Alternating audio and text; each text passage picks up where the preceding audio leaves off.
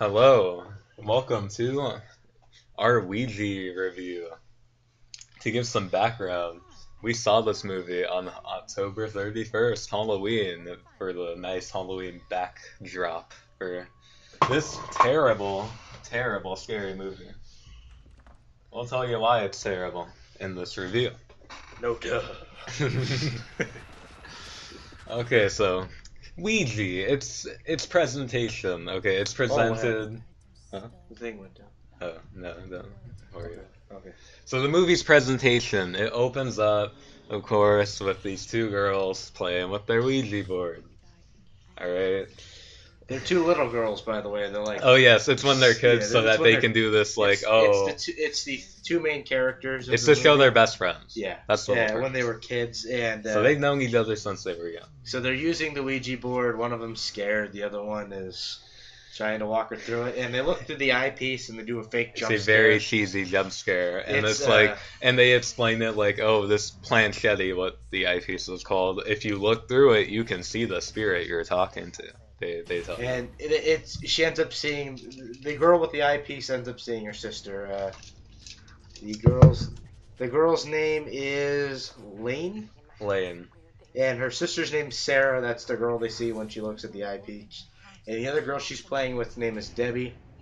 Then we all of a sudden randomly and awkwardly fast forwards to present day. Oh yeah, and they try and burn the Ouija board. This happens many times in this movie, but it never works. It just appears where it last was because it's magic. It's a magical board. But right. it fast forwards to present day where Debbie is playing by the board and was playing with the board. They say to never play alone, but she's playing alone. There are certain things you're not supposed to do with the Ouija board, like play alone or not say goodbye. Yeah, you have to, like, if you're done with it, you have to move the planchette over the goodbye, or else like bad things will happen. Yeah, and she's so unnerved with what she sees that she tries to burn the board, and she's like staying inside all the time rather than going out. Well, she picks up the planchette, which she sees. Smart. The board comes back after she burns it on her bed. She picks up the planchette, looks through it, and her eyes go white, and then. And actually, a pretty cool scene. You see her like walking with. This Christmas is one of the lights. only good parts of the movie. And she's walking with the Christmas lights, and then she actually hangs herself with the Christmas lights. It's very. It's the only good death in the whole movie. It was very interesting. It was a pretty good start to the movie, actually. Yes, compared to the rest of the deaths, this is the best death because the other deaths are stupid. I mean, I don't know about you, but if I looked in the mirror and my mouth was sewn, I wouldn't be too scared. I'd just be like, yeah. We'll get to that later. And this is where the movie essentially falls off of a cliff. And it's because of the dialogue. So now they gotta investigate, right? No, we're not there yet. They after that they're all in like a little store together, like a little restaurant together. They all meet up, local diner. Debbie's not there, but Lane's there with her boyfriend and their friend Isabel. And Lane gets a text saying to go home, learning of Debbie's death. So she goes to the house and she talks to Debbie's boyfriend, who's sad that Debbie has died, but the dialogue in this is just god awful. The dialogue throughout the whole movie is just generic. Like, they didn't really care about the dialogue. I feel like it's just, I don't know. And the actors just read their lines. They're not acting, honestly. Well, these are young actors. They're not very experienced. They are young. Yeah, and this is, by the way, this film was produced by Michael Bay. Acting's not a strong point in any of his movies, nor is dialogue. But when she's there, she finds the Ouija board, and for some reason, when she sees the Ouija board, she decides she's so depressed that she convinces all of her friends. They're convinced that they can use it to talk to Debbie because she's dead, so why not use the Ouija board, right? Yeah. No. She's the only one that believes it's real or whatever. Now, when they...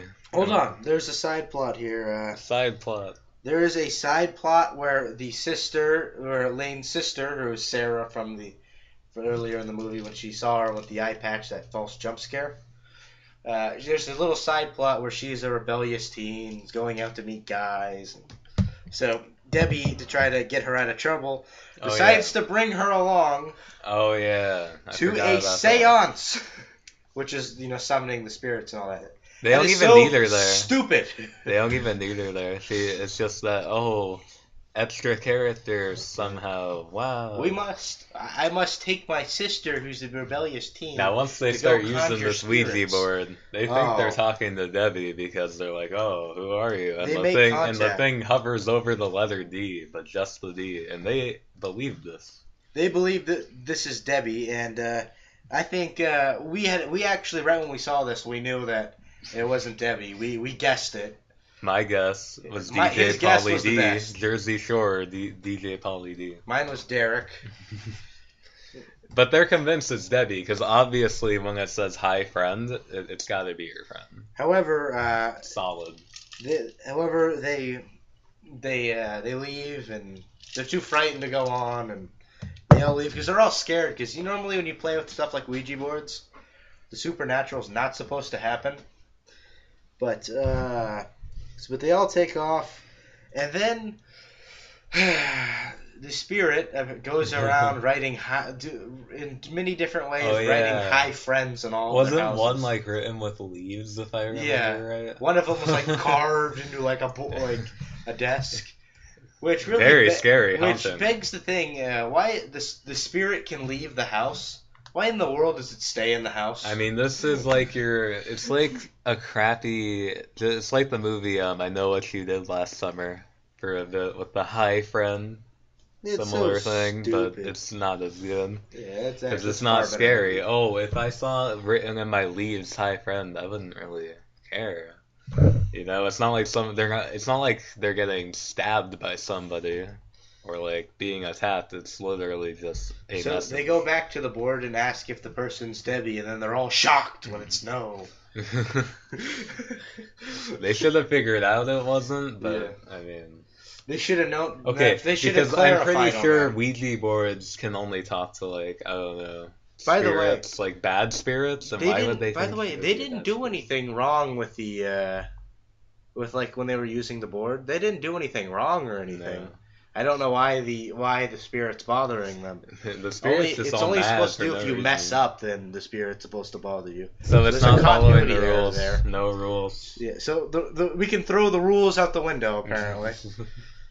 But Lane looks through the planchette and she sees a young girl with her mouth sewed, and in fact, on the Ouija board itself it says "run," because the mother attacks them. Just. It's not scary at all. You know what it reminds me of is the Woman in Black, like the mother. Oh yes. They look the same.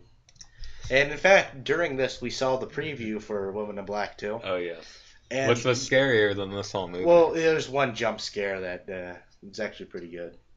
However, all of us saw it because if you're coming. gonna do cheesy jump scares, at least have a good cheesy jump scare, I guess. Yeah. Like not a stupid like, oh, a mouth is stitched shut. But an important thing for later in the plot in this movie is the girl's mouth is sewn. What I find amazing is to keep it PG-13. Whenever the mouths are sewn, there's no blood at all. Yeah, because they wanted to keep it PG-13, I guess. So there's just no blood throughout this whole movie. So the girl warns them to run from the mother. There's actually a scene in this where the guy's in front of the glass and like in front of like a mirror. This is another one of the only like a little scary things. Like, well, you see, we were in the movie with a bunch of people that knew this movie was going to suck. Aside from two girls that were a couple seats down from us, and these girls were screaming their heads off. We were just sitting there. Young to know. We were just sitting there like. In fact, this movie was so bad. In the middle of it, I actually pulled out my phone and started playing on it. I normally hate to be that guy, but nobody complained about this. This movie is so boring. It doesn't keep you interested. Yeah. There's no reason to keep interested. Oh, mouths being sewn. What do we do? After realizing that this person this is where plot happens. Yeah. You're finally getting plot now. So they're interested. After realizing that the spirit can leave their home and go to different places, they decide to go home. They decide to go to their houses without resolving this, which that's just stupid. That's just poor writing on the part of the creator of this movie. but they research, right? They Yeah. start to research, and they find out, oh man, there was Well, a not young there. girl. Oh, where are we at? Wait. We are the group. So the group goes home. Everything's gonna be fine. We escape the demon. We can escape the spirit that can follow us, but we're too stupid to think of this. And there's Isabella's flossing, and this is the scene. This is the scene where the If you floss find this scary, the floss like stitches around her mouth, and she just falls down. it's not scary. Everybody in the theater was laughing their butts off, aside from those two girls that were. If you want to scare me, I don't know, have like the floss become a blade and make her stab herself. I don't know. It's just not scary. If we're to talk about another horror movie, I don't know if any of you have seen the movie Oculus, which is an okay horror movie. I've seen it now. It's decent. It's but like there's a scene with an apple and a light bulb. yes. That was a lot better than this scene. Yes, it's like similar in the fact that it's nothing like, how do I explain it? It's not a person attacking them, but it's just an object, but it's actually scary. And there's actually blood, and it's actually scary. Yeah, it's a better movie, but not by much. But she dies. At least Oculus had like acting. So they decide. So everybody decides to go back to Debbie's house. They decide to research the house, and they gotta find research because there's a problem. Yeah. Now someone's being killed. But they find out that that there was a young girl placed in a mental institution after killing her mother, who claims to have killed her sister. The sister's name is Doris. The sister is the little girl they saw through the thing. The mother, we don't know the name of the mother, so they meet a woman named Pauline. So they gotta go who to states the crazy that her person. mother killed Doris and showed her mouth shut because she believes spirits are trying to communicate with her. The problem is for some reason they believe that sewing the thing would... Hold on, was it?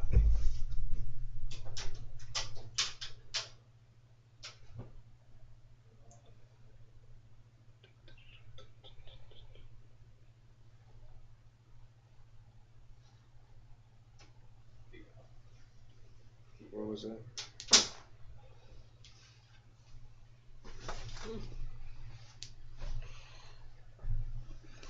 Okay. Where were we? We're at the they're talking to the crazy girl. Yeah. Now the problem is that why would they believe that unsewing the mouth would fix their problems? Like they trust this woman 100%. I think they should think like we gotta kill the source of it. They don't think about killing the source. They believe that sewing they is think the source. mother it's is not doing the it. source. They think that the mother is. They got doing their this. source wrong. Oh, and by the way, here's another little small nuance thing, but where in the world is Debbie in all this? We've seen the mother, we've seen Doris. That spirit should also be there. She's just not there, deciding not to help her friends. Until later. Until later. She's got that. I don't know if anyone of you have seen Dragon Ball Z, but she's got that Goku timing, where shows up 5 episodes late. But they release this. So they go in there. Oh, we're about to get to my favorite part. Oh, the part with the vents. Oh my god. So they go into the building. They go into the basement. And they try to cut off her stitches. The mother is chasing them. And they...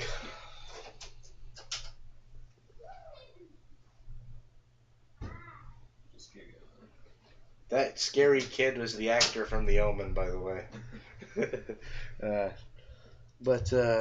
So they cut off the stitches and... And then the mother, explodes, I think, right? No, the mother just, disappears. Oh, okay. What about the vents? I love the vents. Oh, yes. There are evil vents in this. The vents suck up the... Vents are my favorite villain in this movie. We decided that this movie is called Vents. The Awakening or something like that. The vents suck people up for some reason in this movie. But they go down and they cut the stitches. The mother just vanishes. This becomes important. Not solved. This becomes important later when Trevor and Lane head home and they figure out that and Doris defeats her mother and the mother just disappears, and they believe everything they believe everything's good. But it's However, not. Pete, who was Debbie's boyfriend, shows up, and she sees Debbie with her mouth sewed, and she looks at him. It's that stupid scene where it's just like behind her, and she's like Debbie, and then she turns around, her mouth sewn, and then his mouth ends up getting sewn, and he dies. Which begs the question: if the ghosts can shapeshift, because for some reason somehow the ghosts shapeshift, this is not actually the spirit of Debbie. We'll get into that later when it comes up in the plot. But if the ghosts can shapeshift, why didn't she just be Debbie from the start? She could have gotten all of them at the beginning of the movie and saved us this trouble. Let's just skip to the end. No, because here comes the really stupid part. You know how the mother disappeared after being overcome? She didn't try to warn anybody about this. I mean, and all these spirits that die, they just disappear. They don't try to help their friends. Nothing. They just vanish. You think you would help your friends when you're a ghost, and your friends are board almost has being to do killed? No, they're all but right. no, because even in death, Americans are lazy. Even in death. No. But Pete is killed. Lainey confronts Paulina about this, only to realize that Doris and Paulina were the evil ones, and their mother was trying to stop them. Oh no! Then apparently, Lane's grandmother knows all this supernatural stuff, and she could have revealed this information earlier, but that wouldn't make a movie. Way. But were we even introduced to this character? No, we were introduced. Grandma, we were introduced to the mother, but not the grandmother. It's very random. It's very odd. And then she tells him the only way to stop the ghost is to burn Doris's body in the board, because burning the board has worked out earlier. To get all intense. So Trevor, the boyfriend, falls into the pool. Oh yeah, that part. Oh my god, that was great. I called it. He kills himself. I called it 5 minutes before it happened. As soon as we saw a pool, I was like, someone's gonna fall in that pool. He falls into the pool and dies. And the reason no one saw it is he decided to leave the room for some reason. He's a fucking idiot. See ya. Stereotypical teenager gets killed because of his stupidity. Alright, so now you just got Sarah and Lane. They gotta do this. They're attacked by Doris, who Doris now looks like the girl from The Exorcist for some reason. her face is completely changed. And they're attacked by her. And, so now you got this. There's a scene where she's like, this is the part where the vents come out. There's a scene where Debbie has like the Ouija board, and she puts her hand on it, and she calls the spirit. She's almost there. Now this spirit who's going after the sister just randomly turns around and goes to her. We don't know why. So they put their hands on it, and rather than possessing her, the spirit, Doris, has decided to break her arm, or her hand. But then Debbie all of a sudden randomly shows up to save the day. So she makes the save and saves a life. Which begs the question, why didn't she do this earlier in the movie? But the ending of the movie, it's that thing where it's not over yet. So they burn both the body and the thing. And then they do so they all go home. Well, the two of them that are left. What's in her home? Oh. So she goes and she starts flossing, and they do another fake jump scare with the flossing. But she ends up being fine, and then she goes to her room. Oh. And she sees the planchette waiting for her, and she looks through it. And doesn't her eye turn white to identify that she's been possessed as well? Oh no, I think it's that ending where it's like, you don't know. Oh yeah, you don't know. They really want a sequel. Because they think they're going to get a sequel after this movie that has been panned by everybody. My quick recap of this movie, I guess. I don't know. I guess the idea was decent, but the execution was so horrid. This execution is terrible. This plot, it's a Michael Bay film, but it feels like it's directed by M. Night Shyamalan. You shouldn't get young actors. There's just twists there's this random twists that make no sense. They throw the rules of the Ouija board out. There's really no rules, to be honest. I mean, I couldn't stand every scary element. There's no blood. I mean, not even a drop of it. Granted, we don't want Saw kind of blood. We just want something. Something. And all the scariness, it's literally relying on the mouth sewn shut. That's the best you can do. Yeah, it's just.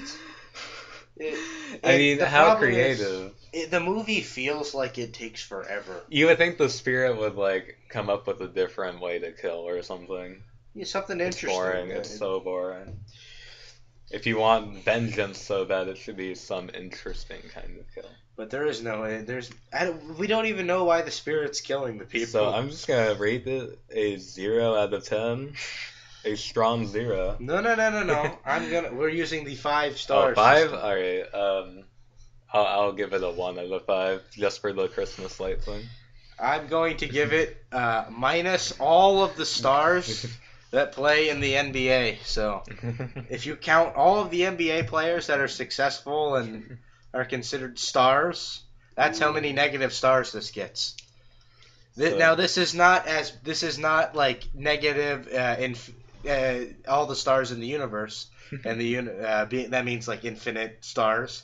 That honor goes to Leprechaun Origins, which doesn't even have a leprechaun in it.